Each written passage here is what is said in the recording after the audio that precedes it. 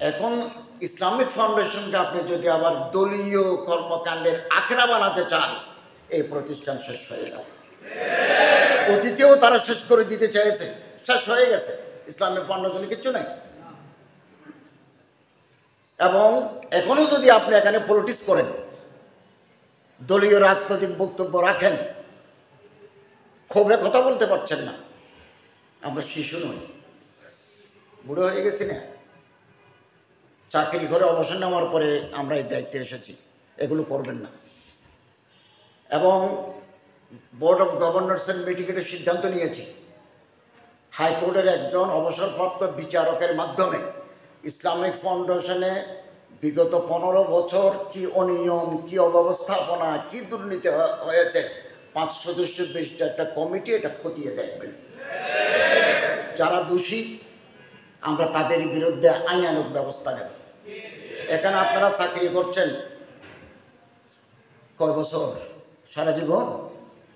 Islamic foundation আপনি চাকরি করবেন সারা জীবন। এই পোস্ট থেকে এই পোস্টে, এই পোস্ট থেকে এই পোস্টে, এই ঘরের বাইরে আপনি যাচ্ছেন না। গভর্নমেন্টের কি কোনো নিয়ম নাই?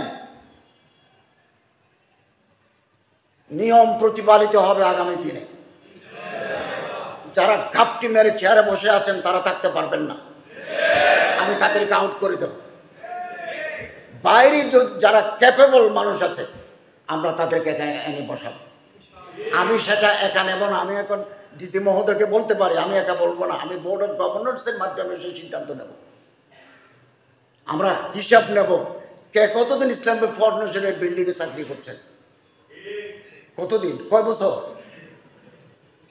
20 বছর যাবত এখানে আছেন, 15 বছর আছেন, 18 বছর আছেন, ট্রান্সফার নাই। না থাকার কারণে তো এই সিন্ডিকেট তৈরি হয়েছে। তারপরে গ্রুপিং হয় কখন?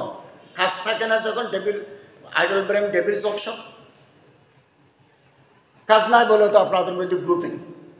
কর্মচারীরা 2 গ্রুপ, অফিসাররা 6 গ্রুপ। এগুলো কি? অনুবাদ বিভাগে যিনি আছেন তার কি মাদ্রাসার ব্যাকগ্রাউন্ড আছে? উনি কি আরবি জানেন, উর্দু জানেন? কোন বিবেচনায় ওনাকে অনুবাদ বিভাগে দেওয়া হলো? যিনি আছেন তিনি তো আরবি জানেন না, তিনি তো উর্দু জানেন না, ইংরেজি হয়তো জানেন। তা আমাদের মূল কিতাব তো আরবি, তো লোক দেওয়ার সময় আরবি ব্যাকগ্রাউন্ড দিতে হবে না? ইসলামিক ফাউন্ডেশন হচ্ছে ইসলামের জয় জয়কার। আমরা এটা ফিরিয়ে আনতে চাই, একটা সময় লাগবে। শোনেন, আমি আপনাদেরকে আরও বলি, গভর্নমেন্টের গোয়েন্দা, আমার বিরুদ্ধেও গোয়েন্দা আছে। আমি যে বিদেশে গেছি, ইংল্যান্ড গেলাম, বার্মিংহাম গেলাম, লন্ডন, সারে, বিভিন্ন জায়গায় গেছি, তো হাই কমিশনের প্রটোকল তো আমার সাথে ছিল। 4 জন ভিজিবল, 2 জন ইনভিজিবল। আমারে হাই কমিশনার বলছেন যে স্যার আপনার সাথে 4 জন আপনি দেখবেন, 2 জন আপনি দেখবেন না, এরা কিন্তু আপনার ডানে বামে আছে, আপনার নজরদারি করবে, আপনার নিরাপত্তা তারা নিশ্চিত করবে। আমি এখানে বাংলাদেশ সরকারের পক্ষ থেকে এখানে গোয়েন্দা দেব, প্রত্যেকের ব্যাকগ্রাউন্ড তারা গভর্নমেন্টকে জানাবে। আমরা এগুলো জানি। এবং এখান থেকে আপনারা গভর্নমেন্টের ডিসিশন লিক আউট করেন। আমরা এদেরকেও চিনেছি, মুখে বলছি না, মুহূর্তের ভিতরে যে পত্রিকায় যায়, এগুলো করে কারা?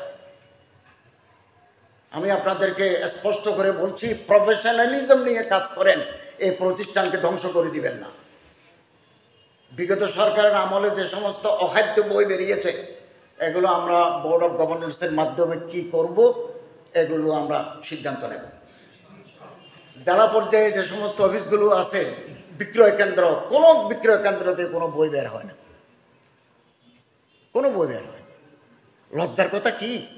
কাজ নাই যে, কাজ নাই। আমি তো বহুদিন যাবত এনসাইক্লোপিডিয়াতে কাজ করি। 2য় সংস্করণে 3 নম্বর খণ্ড থেকে 9 নম্বর খণ্ড আমি সম্পাদক, চট্টগ্রামে বসে সম্পাদক, আবু সাইদ ওমর আলী সাহেব থাকতে 3 জন।